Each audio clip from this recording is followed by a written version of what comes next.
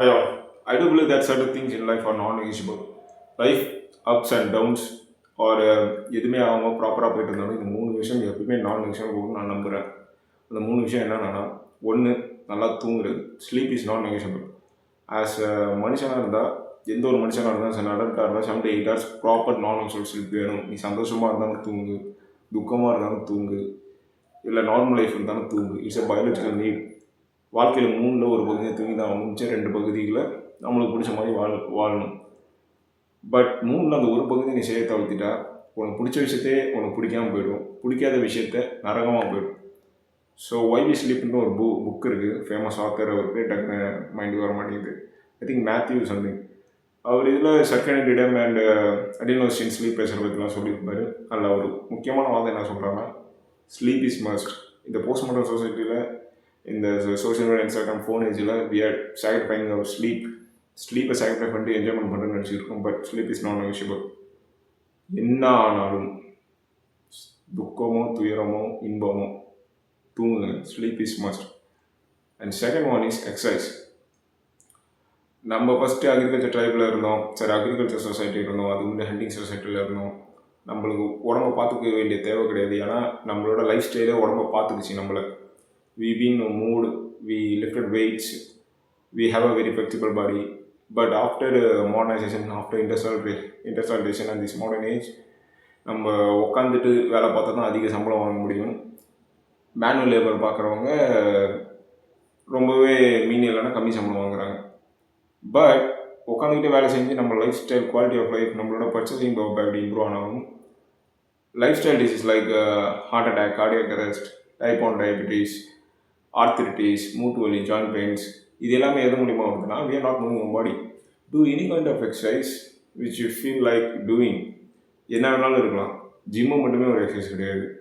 Gym வந்து Instagram இந்த இருக்கிற போஸ்ட் மாடர்ன் ஏஜில் அது ட்ரெண்ட் ஆகப்பட்டிருக்குது. Western trend is a good form of training.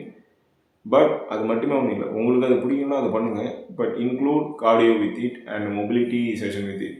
உங்களுக்கு கார்டியோ தான் ரொம்ப பிடிக்கும், அதுதான் பண்ண முடியும்னா மேஜராக அது பண்ணுங்கள். But include strength training and gym session with it, because ஒன்று தனியாக பண்ணுறதை விட ரெண்டு சேர்த்து பண்ணால் நல்ல பெனிஃபிட் வரும். Your body is meant to lift and do resistant training. At the same time it is meant to move. உங்களுக்கு எது பிடிக்குதோ அது அதிகமாக பண்ணுங்கள், பிடிக்காத கொஞ்சம் கம்மியாக பண்ணுங்கள். பட் ரெண்டுத்தையும் பண்ணுங்கள். Whatever the situation is. என் அனுபவத்தில் சொல்கிறேன். கஷ்டகாலம் இருக்கும்போது நான் இது சில விஷயம் நான் பண்ணல. அது பண்ணாத அந்த கஷ்டகாலத்தை விட்டு என்னால் சீக்கிரம் வெளியே வர முடியல. அதில் ஒரு விஷயம், ரொம்ப இம்பார்ட்டன்ட் விஷயம், exercise. Whatever the situation is do exercise. கஷ்டம் இன்பம் வரும் போகும். ஆனால் எக்ஸசைஸ் நீங்கள் கஷ்ட காலத்தில் பண்ணும்போது அந்த கஷ்டத்துலேருந்து மீண்டு வர ஒரு நல்ல ஒரு யூஸ்ஃபுல்லாக இருக்கும். For example certain substance abuse பண்ணுவாங்க. நீங்கள் ஏன் சப்ஸ்டன்ஸ் அப்யூஸ் பண்ணணும்? நீங்கள் ப்ராப்பராக எக்ஸசைஸ் பண்ணிங்கன்னா அந்த கஷ்டத்துலேருந்து விடு பண்ணுறதுக்கு அது தேவையான விஷயம் பண்ணணும்.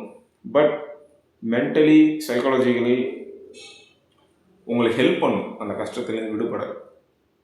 So do exercise. And third thing is read whatever you want. Fiction, non fiction, contemporary affairs. Always keep your mind sharp on certain things. By not reading, you are not using the most important power of human brain, which is to read, to write, to speak. அதுதான் அடிப்படை. அது மூலியமாக தான் மற்ற விஷயங்கள் வந்திருக்கும். If you have been reading continuously, you got to know what's happening around you. Your mind is keep on expanding. You have a proper cognitive function on all these things. So இந்த மூணு விஷயம் பண்ணுறதுனால வாழ்க்கை நல்லா ஆகிடுது. வாழ்க்கையில் உங்களுக்கு என்ன பிடிக்குதோ அது பண்ணால் தான் வாழ்க்கை நல்லாகும். பட் இந்த மூணு விஷயம் நான் நெகோஷியபிள். என்ன ஆனாலும் இந்த மூணு விஷயம் பண்ணணும். இந்த மூணு விஷயம் பண்ணி அதில் ரிசல்ட் எதிர்பார்க்கக்கூடாது.